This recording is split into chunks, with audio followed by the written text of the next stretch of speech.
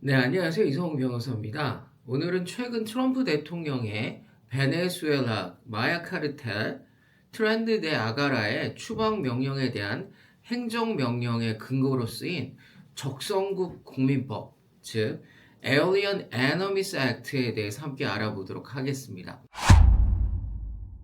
지난 3월 15일 트럼프 대통령은 베네수엘라 마야 카르텔 조직원 238명의 추방을 위해 Alien Enemies Act를 근거로 행정명령에 서명했습니다. 이에 대해 워싱턴 DC 연방지법 판사 제임스 보스버그는 트럼프 대통령의 행정명령에 기인한 추방 절차가 헌법상에 보장된 적법 절차, 즉 듀 프로세스에 의해 시행되었는지 이를 검토하기 위해 14일간 효력을 중단시킨다는 법원 명령을 내렸습니다. 하지만 트럼프 대통령은 이 법원 명령을 따르지 않고 즉각적인 추방을 시행하였습니다. 이런 혼란의 배경이 된 Alien Enemies Act는 1798년에 제정된 법률로요. 당시 프랑스 대혁명으로 유럽이 혼란스러운 가운데 프랑스 출신의 이민자들이 신생 독립국이었던 미국 내에서 혼란을 야기하고 프랑스 혁명적 사상을 전파할 것을 우려해 미 연방의회가 제정한 법률이었습니다. 적성국 국민법의 주 내용은 다음과 같습니다. 첫째, 미국이 전쟁 상태에 있는 국가의 국민에 대해 대통령은 명령을 내려 구금, 감시 또는 추방할 수 있다.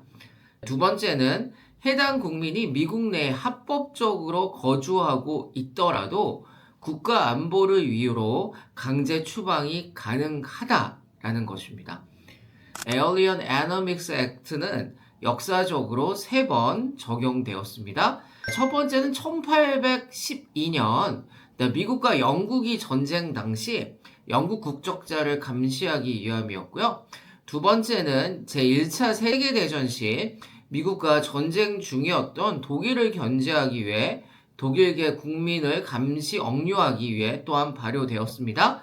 그리고 마지막 세 번째, 이는 2차 세계대전 당시 역시 미국의 적성국이었던 일본, 독일, 이탈리아계 출신의 이민자들을 강제 수용하기 위해 적용되었습니다. 그러면 이 Alien Enemies Act를 근거로 발표된 트럼프 대통령의 행정명령은 그 효력이 유효한 것일까요?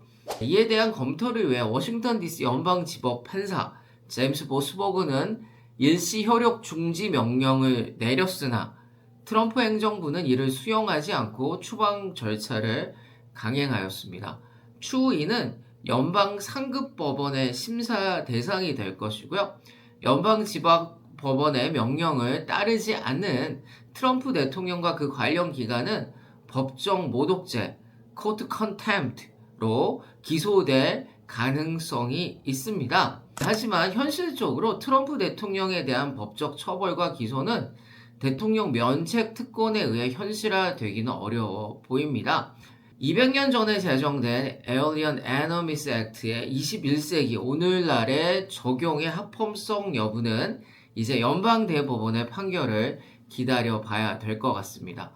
더 좋은 영상과 컨텐츠를 위하여 구독, 좋아요, 알림 설정 부탁드립니다. 오늘도 시청해 주셔서 감사합니다.